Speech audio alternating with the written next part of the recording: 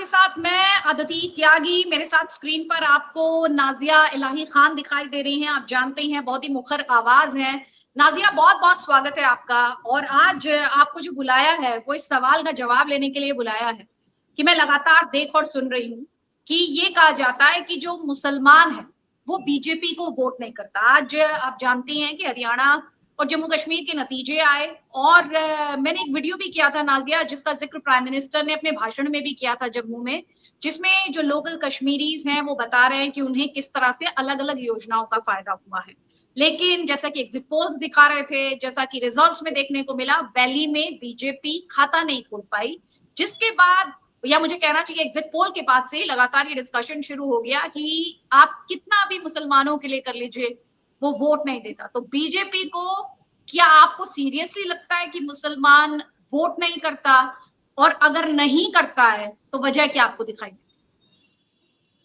बहुत बहुत शुक्रिया अदिति जी कि आपने मुझे इनवाइट किया और बहुत ही प्रखर होकर के मैं आपके सामने अपनी बात रखना चाहूंगी, क्योंकि जो बात मैं पिछले 7 साल से लोगों को समझाने की कोशिश कर रही हूँ शायद आज वो लोग समझ पाए। देखिए, भारतीय जनता पार्टी को पहले से पता था कि वैली में उनका खाता नहीं खुलेगा, लेकिन क्योंकि भारतीय जनता पार्टी बहुत ही संविधान को सर्वोप्रिय और सर्वप्रथम लेकर के चलता है और लोकतंत्र का एक बैरिकेड होता है जिसको उन्होंने पूर्ण तरीके से निभाया है, अच्छे तरीके से निभाया है। और आपने जो एक महत्वपूर्ण सवाल उठाया है कि क्या भारतीय जनता पार्टी को मुसलमान वोट नहीं करता? हाँ, नहीं करता। हमारे देश में लगभग 15 करोड़, मोर देन 15 करोड़ की आबादी जो है वो मुसलमानों की है, और जिसमें 72 फिरका है और 58 कास्ट है। 72 फिरका भी है, 58 कास्ट भी है, और हर कोई एक दूसरे को मारने काटने को तैयार है। आप देखिएगा, शिया सुन्नी को पसंद नहीं करते, सुन्नी वहाबी को पसंद नहीं करते, वहाबी जो है वो बरेलवी को पसंद नहीं करते, बरेलवी बोरी को पसंद नहीं करते, बोरी जो है वो 76 नंबर को पसंद नहीं करते, 76 नंबर 72 नंबर को पसंद नहीं करते। अब इसके बाद अगर आप कास्ट में आएंगी तो अंसारी खान को पसंद नहीं करता, खान पठान को पसंद नहीं करता, पठान शेख सिद्दीकी को पसंद नहीं करता, सैयद किसी को पसंद नहीं करता। तो उसी तरीके से सुन्नी जो सुन्नत रसूल पर चलते हैं वो किसी भी 71 फिरके को बिल्कुल भी अपने बराबर का नहीं समझते हैं। बस ये बात भारतीय जनता पार्टी के लोग खाड़ी में या जम्मू कश्मीर में समझा नहीं पाए। हालांकि कांग्रेस का जो आंकड़ा निकल करके आया है वो बहुत बुरा निकल करके आया है, और कहीं ना कहीं जम्मू कश्मीर के लोगों ने समझा है कि 370 जो है वो उनके लिए ठीक नहीं है और नहीं आना चाहिए दोबारा, ये जम्मू एंड कश्मीर ने समझा है। लेकिन जो अब आती है इंपॉर्टेंट बात कि इजी मनी इनकम जो मुसलमानों का था जम्मू एंड कश्मीर में, वो तो प्रॉब्लम में आ ही चुका था, बिल्कुल प्रॉब्लम में आ चुका था। आज अगर पूरे अल कुरान के हिसाब से मजार परस्ती जो है वो गुनाह है, ठीक है। अब हम एक योजना लेकर आते हैं या हमारे जैसे लोग अगर पार्लियामेंट में जाते हैं और हम कहते हैं कि भाई कुरान में तो मजार परस्ती गुनाह है, इसको तो तोड़वा देना चाहिए, तो आप समझिए कि तकरीबन 1.5 करोड़ मुफ्ती मुजाबिर जो है वो अनएम्प्लॉयड हो जाएंगे, क्योंकि उनके पास तो डिग्रीज नहीं है, उनके पास तो शिक्षा नहीं है, उनका तो चादर और लुकुमदाने से और नान खटाई से और इन्हीं चीजों से और फूल से ही और अगरबत्ती से ही इनका घर चल रहा है। आप अजमेर शरीफ जाइए, आपको दिखेगा कि जो मुजाबिर लोग हैं अजमेर शरीफ के, उनके पास मर्सिडीज गाड़ियां हैं, तो क्या डिग्री से आ रही है? वो क्या इंजीनियर, डॉक्टर और वकील बन करके वो ये मर्सिडीज गाड़ियां खरीद रहे? नहीं, मुजाबिर के पैसे से आ रहा है। आपका ही एक आपने एक इंटरव्यू किया था और वो इंटरनेशनल प्लेटफॉर्म पे चला था कि खुद एक मुसलमान बैठ करके ये बात उसने बताया था कि पत्थर मारने का 1000 रुपए मिलता था, और ये इंटरनेशनल प्लेटफॉर्म पर चला था। और गल्फ के एक यूट्यूबर के साथ जब मैं बैठी थी तो वो गल्फ के यूट्यूबर ने आपके बारे में रेफरेंस बताया था मुझे। अब सोचिए कि जम्मू कश्मीर के इलेक्शन को जिन जिन लोगों ने जा करके वहां पर कवर किया है, खुद मुसलमान कह रहे थे मंदिर बनने नहीं देंगे, हम तोड़ देंगे। खुद मुसलमान खुद से एक्सेप्ट कर रहे थे। तो मुसलमान जो 2 करोड़ 2.5 करोड़ ऐसे मुसलमान है जो संवैधानिक मुसलमान है, जो चाहते हैं कि नरेंद्र मोदी जी के साथ, आदरणीय प्रधानमंत्री के साथ बिल्कुल कदम से कदम मिला करके जैसे देश तरक्की कर रहा है वैसे हम भी तरक्की करें।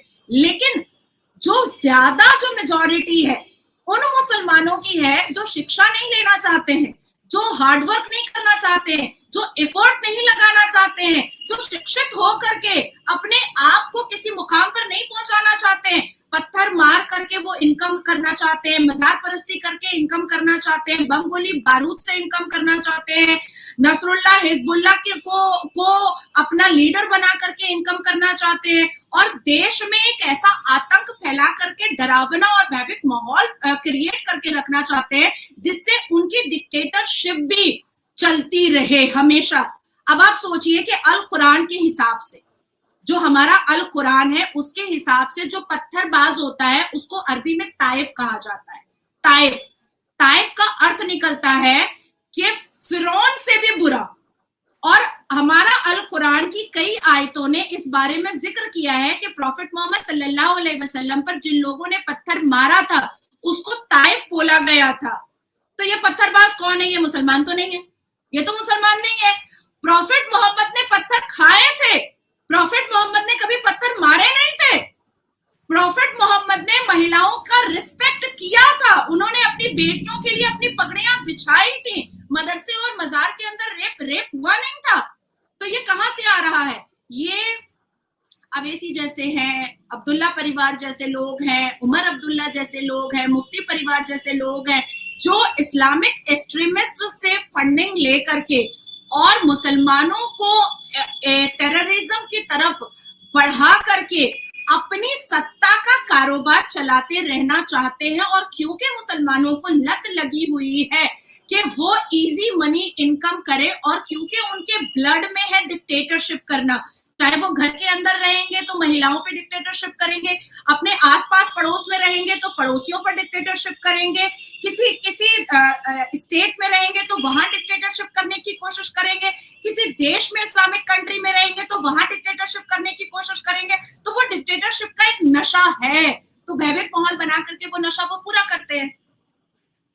अभी आप जब बात कर रहे थे ना कि कुछ लोग चाहते नहीं है, कुछ लोग इस्तेमाल करना चाहते हैं, तो दरअसल एक छोटा सा मच्छर है, वो लगातार मेरे इर्द गिर्द, क्योंकि लाइट्स जली हुई है तो इसलिए वो मच्छर जो है वो उस लाइट के इर्द गिर्द लगातार मंडरा रहा है और मुझे परेशान कर रहा है। तो मुझे लगता है जब वोट का टाइम आता है तो इस तरह के जो मच्छर होते हैं वो एक्टिवेट हो जाते हैं, क्योंकि वोट दिखाई देता है ना, तो वो वोट पर एक्टिवेट हो गए।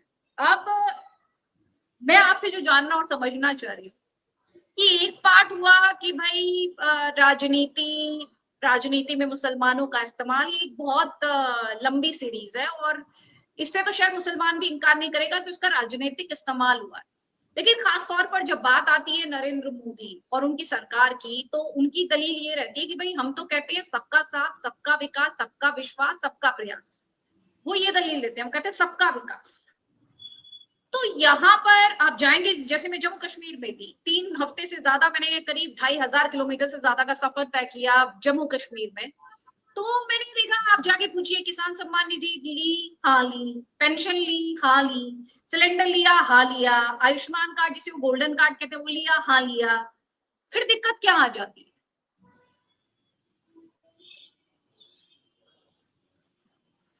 नाजिया, दिक्कत कहाँ आ जाती है? मैं वही पूछ रही हूँ।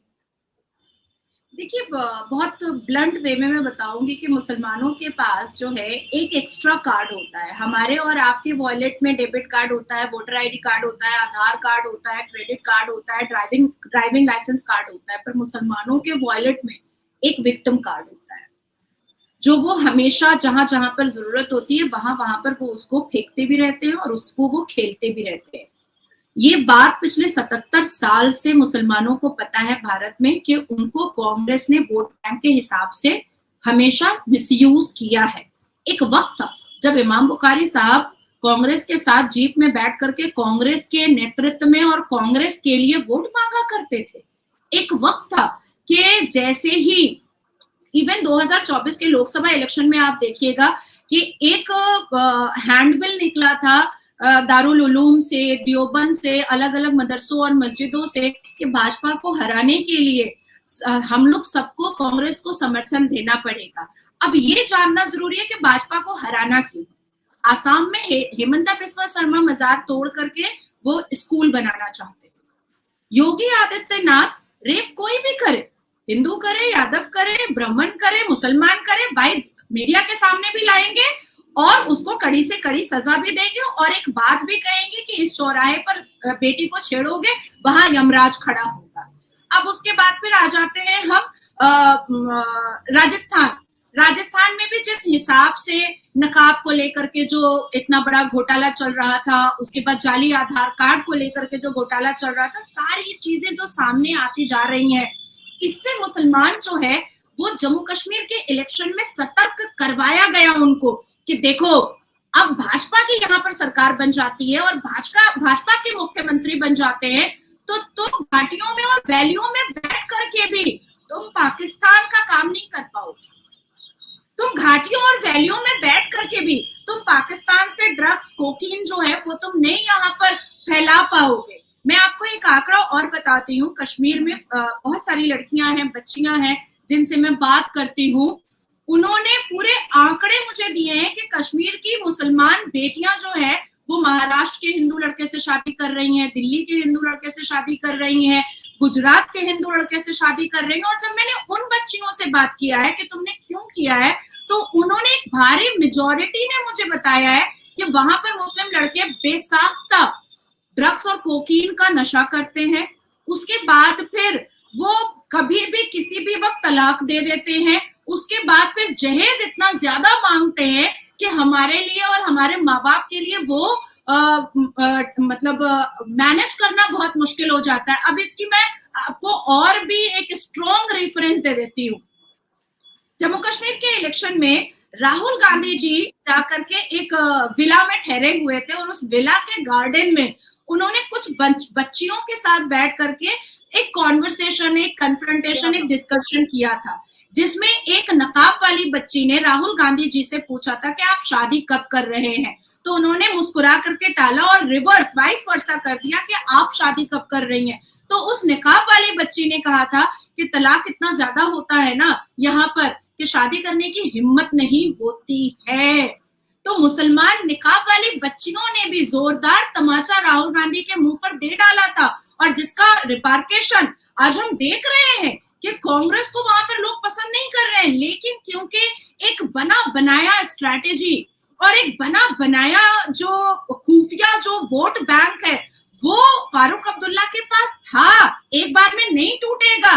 दूसरी बार इलेक्शन होगा, आप देखिएगा दूध का दूध पानी का पानी हो जाएगा। और ड्यूरिंग द इलेक्शन क्या जरूरत थी फारूक अब्दुल्ला को यासीन मलिक को याद करने की, अफजल गुरु को याद करने की? वो एक्चुअली में लोग जो है ना वो मिसगाइड हुए, वो सोचे कि यासीन मलिक को याद कर रहा है, अफजल गुरु को याद कर रहा है। नहीं, खाड़ियों में और वैलियों में जो आतंकवादी लोग बैठे हुए थे वो उनको खुश कर रहा था कि देखो हम अभी भी उसके लिए बिल्कुल चिंतित हैं और तुम मुझे जिताओगे एक भयभीत माहौल बना करके, तो हम जरूर उसके लिए कुछ ना कुछ जरूर करेंगे। और इस हिसाब से जो खाड़ियों में और जो चट्टानों में और जो बॉर्डर्स पर जो पाकिस्तान के जो घुसपैठिया जो कंटिन्यूअसली अरेस्ट भी हो रहे थे, कंटिन्यूअसली वो पकड़े भी जा रहे थे हमारी आर्मी के एफर्ट की तरफ से, लेकिन एक मैसेज वो कंटिन्यू पहुंचा रहे थे। इस दौरान में जितने भी पाकिस्तान चैनल पर जितनी बार भी मैं बैठी हूँ, पाकिस्तान में जितने भी पीएमएल के जो विधायक थे या और पार्टियों के जो विधायक थे वो फारूक अब्दुल्ला का प्रचार कर रहे थे खुले तरीके से। महबूबा मुफ्ती का प्रचार नहीं किया उन्होंने, लेकिन फारूक अब्दुल्ला का प्रचार उन्होंने किया है, क्योंकि हम कैसे भूल सकते हैं कि जब हमारे एयरफोर्स को मारा जाता था तो फारूक अब्दुल्ला जश्न मनाया करते थे, गोल्फ खेला करते थे। तो मुझे ऐसा लगता है कि मुसलमान जो है वो योजना लेते हैं, बिल्कुल लेते हैं। और हमारे देश की तो ये नीति रही है कि नेता इटली से आ जाते हैं, वोटर्स जो है वो बांग्लादेश और रोहिंग्या से आ जाते हैं, पाकिस्तान से आ जाते हैं, और सब्सिडी हम जैसे लोग उठाते हैं और टैक्स आप जैसे लोग भरते हैं। तो ये जो स्ट्रैटेजी है ये तो कोई नया नहीं है, लेकिन इसको खत्म होने में थोड़ा समय जरूर लगेगा। और मुसलमान, क्योंकि हमारे आदरणीय प्रधानमंत्री ने भी साफ लफ्जों में कहा था कि जीरो टॉलरेंस, हम टेररिज्म और टेररिस्ट को हम एक्सेप्ट नहीं करेंगे। द सेकेंड थिंग इज के मुसलमानों को एक संवाद बार बार आदरणीय प्रधानमंत्री जी ने भेजा था एक हाथ में कुरान ले लो, दूसरे हाथ में कंप्यूटर ले लो। उसके बाद हमारे गृह मंत्री जी बार बार जब भी इलेक्शन कैंपेनिंग में जा रहे थे, वो यही कह रहे थे कि हम टेररिस्ट को यहाँ पर रहने नहीं देंगे। तो जो ऑलरेडी छुपे हुए थे, उनके उनके लिए ये बहुत बड़ी जिम्मेदारी थी फारूक अब्दुल्ला को जिताने की, और जो उन्होंने जितवाया। नाज़िया, मैंने एक और चीज देखी, क्योंकि जब मैं जम्मू कश्मीर में थी तो मैंने आईबी भी देखा, इंटरनेशनल बॉर्डर भी देखा, और मैंने एलसी भी देखी। मैंने केरन में खड़े होकर पीओजेके को बिल्कुल ऐसे आमने सामने देखा। उरी में मैंने पीओजेके को आमने सामने देखा, राजौरी में भी देखा, एलसी भी गई और आईबी भी गई। दोनों जगह लोगों ने माना कि पहले से शांति आई है, अमन आया है, फायरिंग नहीं होती, अब मामला शांत है, अच्छा है, अमन चैन आया है। और हम ये देख रहे हैं कि एक ट्रेंड हमने आईबी के आसपास देखा और एक ट्रेंड हमने एलसी के आसपास देखा। मैं ये क्लैरिफाई करना नहीं चाहती, जाहिर तौर पर दर्शक समझ रहे हैं कि मैं कहाँ बात कर रही हूँ, किन इलाकों में बात कर रही हूँ। ऐसा भी नहीं कहूंगी फुल्ली कि मुसलमान ने बीजेपी का बॉयकॉट कर दिया है, क्योंकि हमने ये भी देखा कि गुरेज में जो फकीर मोहम्मद साहब थे, उन्होंने, फकीर मोहम्मद खान, वो नंबर 2 पे रहे और उन्होंने इलेक्शन जो है सिर्फ 1132 वोटों से गवाया, वरना घाटी में बीजेपी ने खाता खोल लिया होता। तो बीजेपी वहां नंबर 2 पर रही। हब्बा कदल में बीजेपी नंबर 2 पर रही। जो साउथ कश्मीर की डिस्ट्रिक्ट्स हैं, जैसे कि अनंतनाग वेस्ट, वहां बीजेपी को 6500 से ज्यादा वोट मिले। शोपियान जैसा डिस्ट्रिक्ट, त्राल से बुरहान वानी आता है, वहां पर बीजेपी को करीब करीब 7000 वोट पड़े। तो ये, और वहां पे बीजेपी जो थी इनफैक्ट पीडीपी से भी आगे रही। कई इनमें ऐसी सीटें रही, मैं थोड़े से बता देती हूँ आंकड़े। राजपुरा में जैसे करीब 5500 वोट बीजेपी को पड़ा, शोपियान मैंने आपको बताया करीब 7000, अनंतनाग वेस्ट में 6500, इसके अलावा अनंतनाग में 1500 से ऊपर, सिगुफवारा जो बिजबेहारा है, जहां से इल्तिजा मुफ्ती हार गई, वहां 3500 से ज्यादा वोट बीजेपी के लिए था। लाल चौक, जिसे कि जो कि कभी पाकिस्तानी फ्लैग के लिए जाना जाता, वहां भी बीजेपी को करीब 3500 के लगभग वोट पड़ा। तो बीजेपी, कोकरनाग में बीजेपी को 4000 के ऊपर वोट पड़ा। तो क्या ये कहें कि मुसलमान में अवेयरनेस आ रही है? क्या इसे एक शुरुआती स्टेप के तौर पर देख सकती हैं? आपको लगता है कि ये एक बस एबरेशन है और इसमें किसी पैटर्न को रीड नहीं किया जा सकता? कैसे आप इसको देखेंगी, क्योंकि आप अपने समाज के लिए इतना काम करती हैं, इतना वर्क करती हैं, इसे कैसे देखेंगी आप? देखिए, अभी इस वक्त भारतीय जनता पार्टी का जो आंकड़ा निकला है वो सेकंड पोजीशन पर है। 25.77% वोट भारतीय जनता पार्टी के खाते में गया है, मतलब सेकंड। और सबसे ज्यादा भारतीय जनता पार्टी ने वोट काटे हैं, डेफिनेटली काटे हैं। आप सोचोगे कोई व्यक्ति जब कश्मीर में एक जमाने से है, उसके सामने एक बेस्ट पार्टी बनकर के खड़ी हुई है। बीजेपी का भी बेस्ट एवर परफॉर्मेंस है, वोट शेयर भी हाईएस्ट और बेस्ट एवर परफॉर्मेंस है इवन इन जम्मू। हालांकि डिलिमिटेशन के बाद number of seats have changed, but still commendable. True. तो मुझे ऐसा लगता है कि मुसलमान अवेयरनेस एक्सेप्ट करने को तैयार है, एकदम तैयार है। आप जितनी भी लोकसभा इलेक्शन हुए हैं उनके आंकड़े निकालिए, या जो भी जो पिछली जो चीजें हैं उसको हम निकालते हैं, या पश्चिम बंगाल के 4 इलेक्शन को मैंने खुद प्रचार करके देखा है। 2019 का इलेक्शन मैंने देखा है, 2021 का इलेक्शन मैंने खुद प्रचार किया है, उसके बाद पंचायत इलेक्शन को मैंने खुद प्रचार किया है, फिर 2024 का लोकसभा इलेक्शन मैंने खुद प्रचार किया है। तो जिस हिसाब से मुसलमान जो है वो development, improvement Bharatiya Janata party का एक्सेप्ट कर रहा है, कहीं ना कहीं वो सोच रहा है कि ठीक है, अब 5% मुसलमान हम भारतीय जनता पार्टी को वोट करेंगे, अब 10% हम भारतीय जनता पार्टी को वोट करेंगे, अब 20% हम भारतीय जनता पार्टी को वोट करेंगे। और तभी मैंने आपको कहा कि मोर देन 15 करोड़ जो मुसलमान है, उसमें से 2.5 से 3 करोड़ मुसलमान जो हैं वो संवैधानिक मुसलमान हो चुके हैं ऑलरेडी, जो शरिया लॉ में और मुस्लिम क्लेरिक में, मुस्लिम प्रीचर में, पत्थरबाजी में बिल्कुल झुक थे। मतलब अच्छा ठीक है, कोई मुसलमान अगर रेप कर रहा है तो हमको चुप रहना है, हमको चुप रहना है, हमको तो कुछ नहीं बोलना है, नहीं तो हमारा इस्लाम जो है वो बदनाम हो जाएगा। अगर मदरसे में रेप हो रहा है, हमको चुप रहना है, नहीं तो हमारा इस्लाम बदनाम हो जाएगा। बेटियों का तलाक हो रहा है, बेटियों का हलाला हो रहा है, बेटियों का मुत्ता हो रहा है, घर के अंदर हो रहा है, लेकिन चुप रहना है क्योंकि इस्लाम बदनाम हो जाएगा। लेकिन अब नहीं है, अब क्या है, देखिए मैम, मेरा तलाक हो गया, मेरे खाविंद ने मुझे तलाक दे दिया, मुझे कोर्ट में केस करना है। देखिए मैंने तो भारतीय जनता पार्टी का ये योजना का फायदा उठाया है मैम, अब मेरे मोहल्ले में लोग जो है वो टारगेट कर रहे हैं, मुझे सिक्योरिटी दिलवाइए और मुझे सुरक्षा दिलवाइए और कोर्ट से दिलवाइए। तो लोग अब अपफ्रंट आ रहे हैं।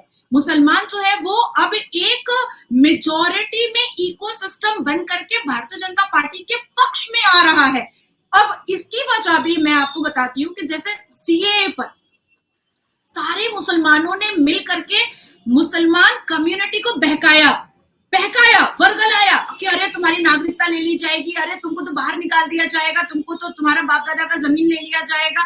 लेकिन जब सीएए ड्यूरिंग लोकसभा इलेक्शन में जब नागरिकता दी गई और भारत के मुसलमानों से कोई मतलब ही नहीं रहा, तो लोगों के दिमाग में ये चीज आने लगी कि अच्छा एक्चुअली में मेरे को बहकाया गया था, एक्चुअली में मेरे को वर्गलाया गया था, मैं बेवजह एक अक्यूज बन गया। अब क्या होता है कि जो पहले पत्थरबाजी होती थी उसमें जहां पर 10 लाख 20 लाख लोग निकलते थे, अब लाख निकलते हैं, अब 5,000 निकलते हैं, अब 2,000 निकलते हैं। अगर कोई बोलता है अरे उसने तो ब्लास्फेमी किया, अरे उसने तो हमारे इस्लाम के खिलाफ बोला, जो पहले 20 लाख आदमी at a time social ecosystem, उसके बाद फिर प्रदर्शन और एफआईआर होते थे, अब नहीं, अब 5 एफआईआर 4 एफआईआर ऐसे करके सीमित हो जाता है। तो इसका मतलब है कि कहीं ना कहीं भारतीय जनता पार्टी और आदरणीय प्रधानमंत्री जी की योजना और शिक्षा की तरफ आगे बढ़ाने का जो एक परिश्रम है हमारे आदरणीय प्रधानमंत्री का कि पसमानदा मुसलमानों को आगे आना चाहिए और शिक्षित होना चाहिए, वो मुसलमानों को समझ में आ रहा है। और आने वाले 5 साल में आप देखिएगा, मैं पूरी जिम्मेदारी से कह रही हूं कि हाफ और हाफ हो जाएगा, हाफ और हाफ। 50% वोट जो है वो कांग्रेस का जो है वो पॉकेट वोट बन करके रह जाएगा और 50% आदरणीय प्रधानमंत्री मोदी जी के बगल में खड़ा रहेगा और लड़ेगा उस 50% मुसलमानों से कि तुम भी शिक्षित हो जाओ, तुम भी डेवलपमेंट में आकर के साथ दो। तो बहुत ही इंटरेस्टिंग इंसाइट्स है नाजिया। ये उम्मीद है कि देखें, जातीय समीकरण, धार्मिक समीकरण हम चाहें या ना चाहें हमारी राजनीति को शेप करते आए हैं। राजनीतिक दलों ने एक्सप्लॉइट किया है इस सेंटिमेंट को। लेकिन अब जब हम देख रहे हैं कि एक जो ग्लोबल वर्ल्ड में हम रहते हैं, ग्लोबल इन द सेंस कि it's like the world is family, दुनिया एक फैमिली की तरह हो रही है, वहां पर हम ये भी देख रहे हैं कि जहां जहां धर्म के नाम पर लड़ाई हो रही है वहां पर कितना बुरा हाल हो रहा है। और भारत ने जो एक विकास की रफ्तार पकड़ी है उसके लिए जरूरी है कि हम ये धार्मिक और जातीय समीकरणों से थोड़ा सा हट जाएं। विनेबिलिटी में पॉलिटिकल पार्टीज के लिए समझ सकती हूँ कि एक बड़ा फैक्टर होती है, लेकिन एज अ वोटर हमारी भी जिम्मेदारी है कि हम इस बात को समझें कि हमें क्या मिल रहा है और हमारा फ्यूचर, हमारे बच्चे का फ्यूचर, हमारी आने वाली जनरेशन का फ्यूचर जो है वो कौन और कैसे शेप कर रहा है। चलिए इसी नोट पर thank you so much Nazia आपके इनसाइट्स के लिए। नमस्कार, जय हिंद, जय भारत, वंदे मातरम, भारत माता की जय, जय जगन्नाथ।